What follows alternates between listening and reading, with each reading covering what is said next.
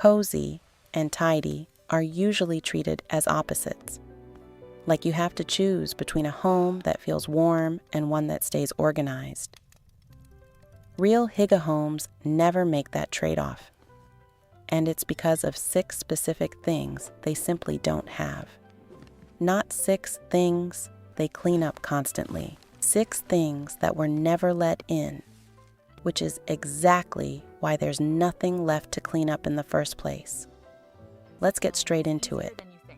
Every single item on this list is something most homes assume they need for coziness, and every single one is actually working against both coziness and tidiness at the same time. I'm Freya Holm, an interior designer from Copenhagen, and this list comes directly from a pattern I saw constantly organizing homes.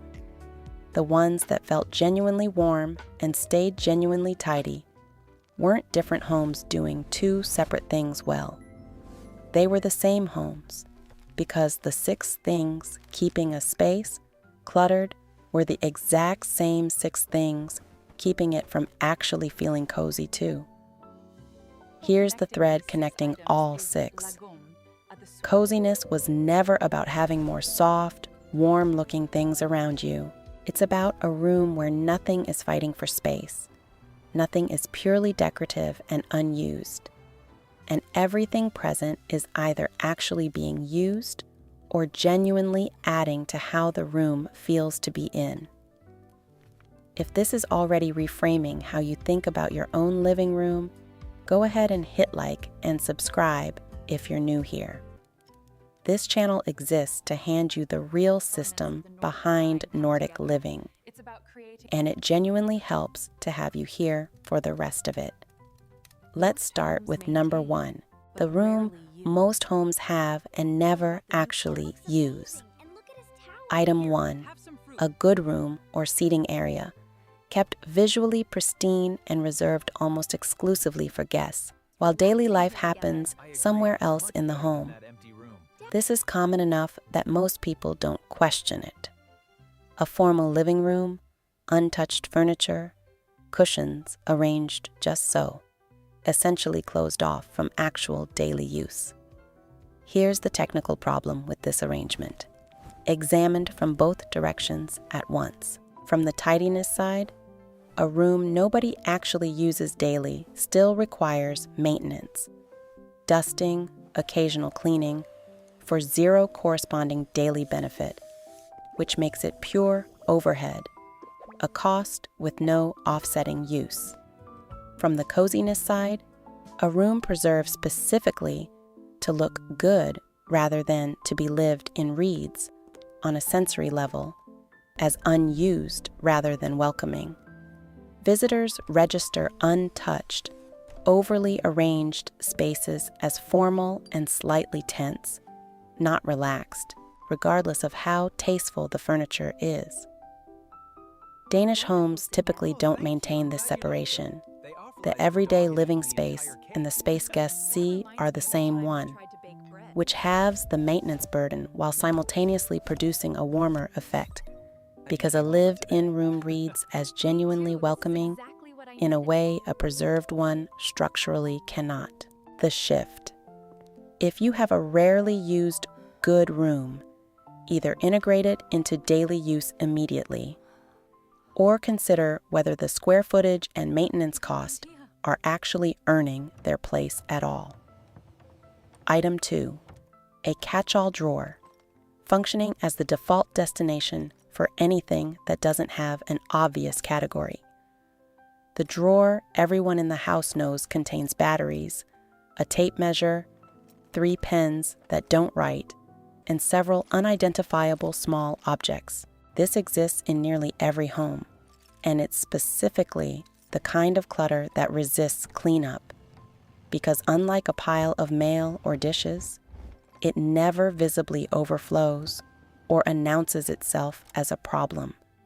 It just quietly absorbs items indefinitely, hidden behind a closed drawer front. The technical mechanism. Items placed here bypass the fixed address principle entirely. instead of each object having one specific retrievable location. This drawer functions as an address for items without an address, which means retrieval time increases with every addition, and the drawer's contents become progressively less knowable to anyone in the household. This directly undermines coziness too, in a less obvious way than visible clutter does.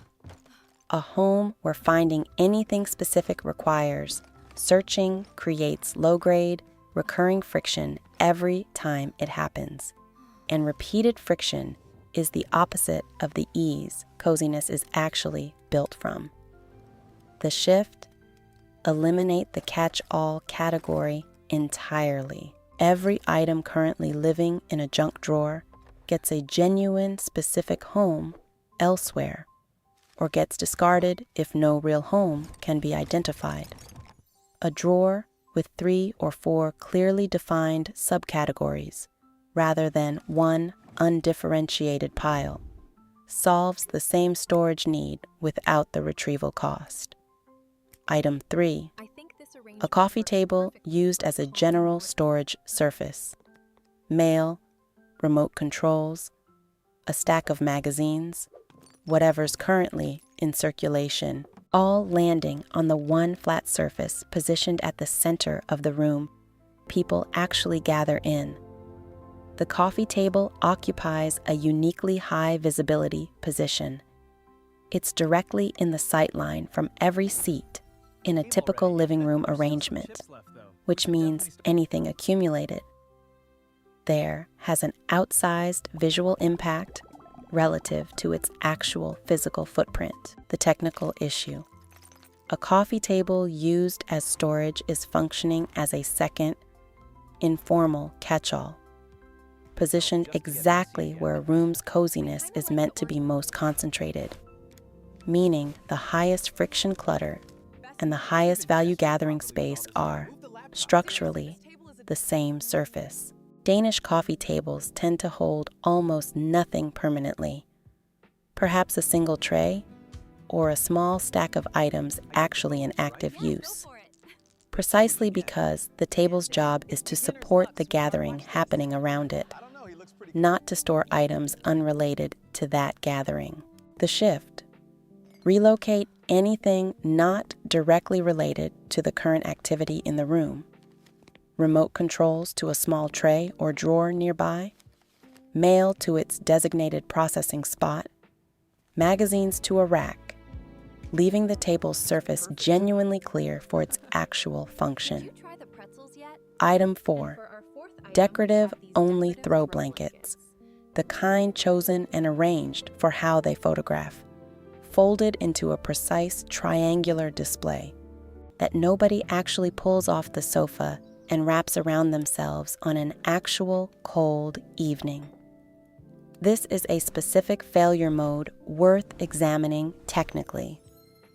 The blanket exists to signal warmth visually, but its arrangement actively discourages the physical use that would make it functionally warm, which means the object is serving an aesthetic purpose while failing at its literal, practical one entirely. From a tidiness perspective, a blanket arranged this precisely also requires rearranging every time it's disturbed even slightly, which means using it, its actual purpose, creates a small maintenance task, an active disincentive against the behavior the object supposedly exists to invite. The mechanism connecting this to genuine coziness: warmth that's only ever displayed, never used, doesn't register as warmth to anyone in the room. A blanket that's slightly rumpled from actual use reads as more inviting than one perfectly arranged and clearly untouched, because visual cues of use are themselves part of what a space communicates as genuinely comfortable versus staged. The shift: keep 1 or 2 blankets you genuinely use, positioned for accessibility rather than display, folded loosely within easy reach. and let any others go entirely rather than maintaining them purely for appearance. Item 5. Decorative objects with no specific function and no specific articulable meaning to the person who owns them. Filler items acquired to occupy visible surface space rather than because they hold genuine value or use. This differs technically from a meaningful keepsake or a functional object displayed for practical reasons.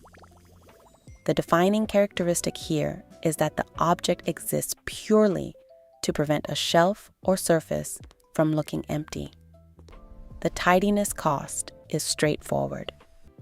Every additional object is one more surface requiring dusting, one more item competing for visual attention, one more thing to account for during any cleaning pass. The coziness cost is less obvious but measurable in effect. A shelf full of objects with no clear individual significance reads, collectively, as visual noise rather than warmth. The eye can't settle on anything specific because nothing present carries enough weight to actually hold attention. A single object with genuine meaning, given more surrounding space, tends to produce a stronger sense of intentional warmth than a shelf crowded with a dozen items that each individually mean very little. The shift. For any decorative object currently on display, ask whether you could explain its specific significance in one honest sentence. If not, it's very likely filler, and removing it typically improves both the tidiness and the perceived warmth of the surface it currently occupies. And item 6. Good versions of everyday items, kept separate and reserved specifically for guests or occasions. Dishes, towels, glassware that sit unused in a cabinet, while a lesser, everyday version gets used daily instead. This directly parallels item 1, applied at the object level rather than the room level, and the same core mechanism applies. Maintaining two parallel sets of the same category of object roughly doubles the storage footprint and the associated organizational overhead for one category of item, while the good version sits unused for the overwhelming majority of its existence, providing zero daily value in exchange for that ongoing storage cost. The coziness implication mirrors item 1 as well, using only the lesser everyday version daily while reserving genuine quality exclusively for rare occasions, quietly communicates that ordinary days don't deserve the nicer version, which runs directly against the core instinct Hygge is actually built on. Treating an ordinary Tuesday as worth the same care as a special occasion, rather than rationing quality exclusively for rare moments. Here's what connects all 6. None of them are really about decluttering for its own sake. Each one represents the same underlying pattern, an object or space maintained for appearance or just in case, at real ongoing cost, while contributing nothing to how a home is actually lived in day to day.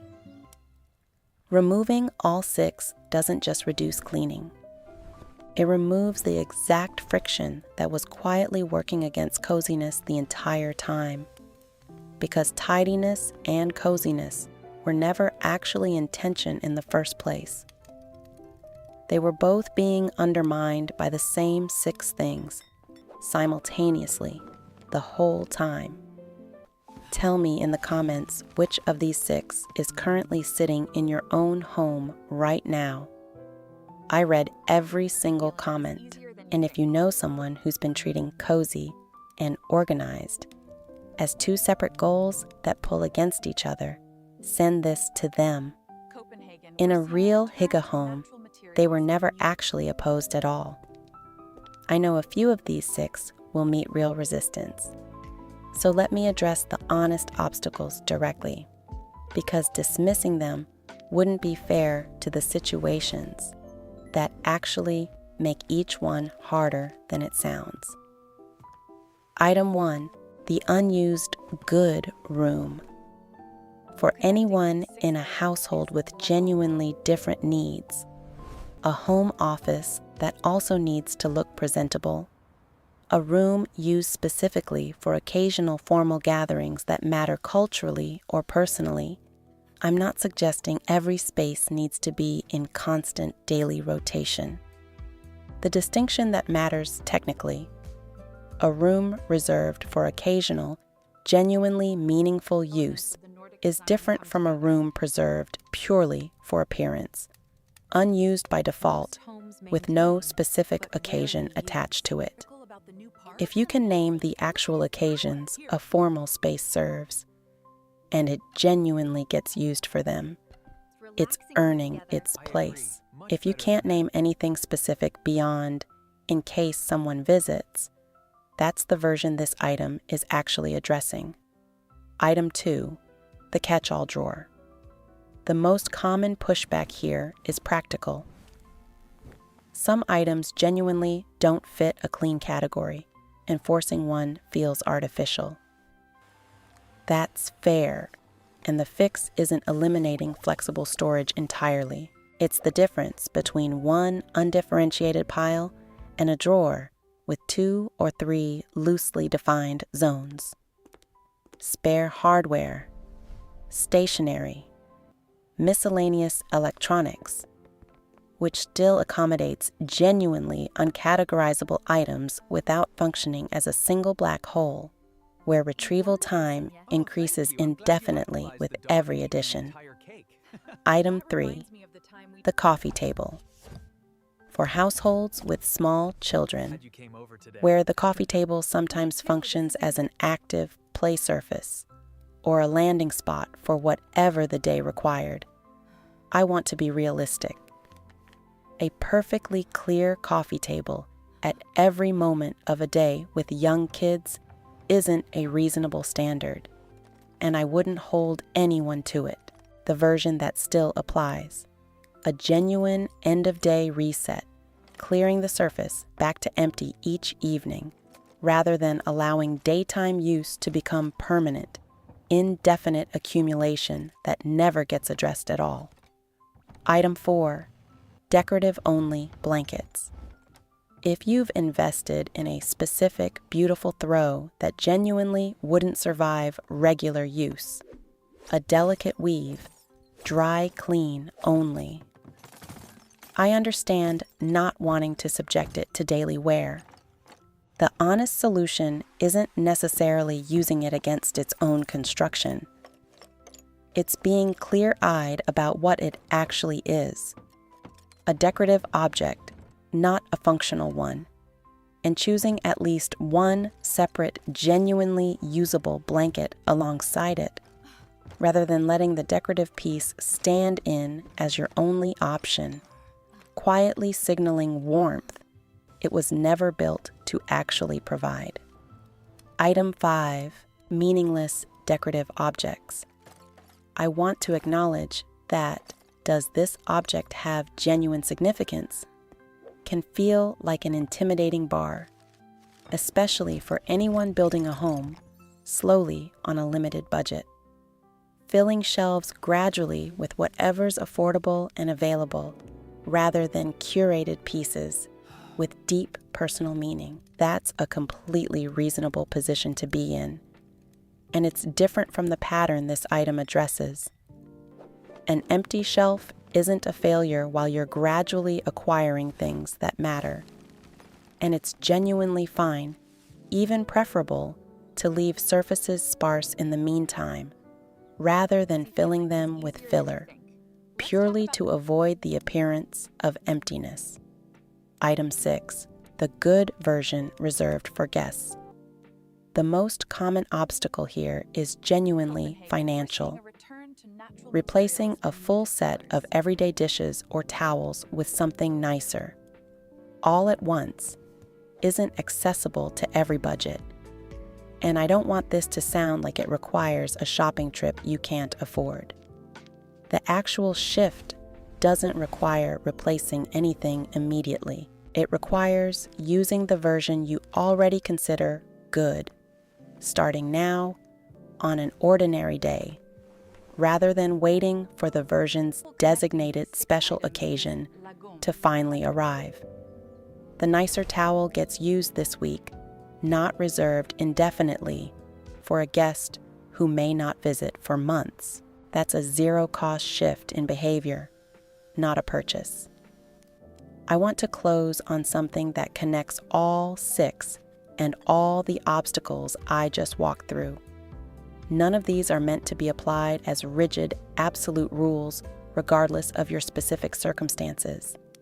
They're meant to be a lens, a way of noticing where something in your home is being maintained purely for appearance or just in case, at a real ongoing cost, while contributing nothing to how an ordinary day actually feels. Some version of each item might genuinely earn its place in your specific home for reasons that make sense for your life.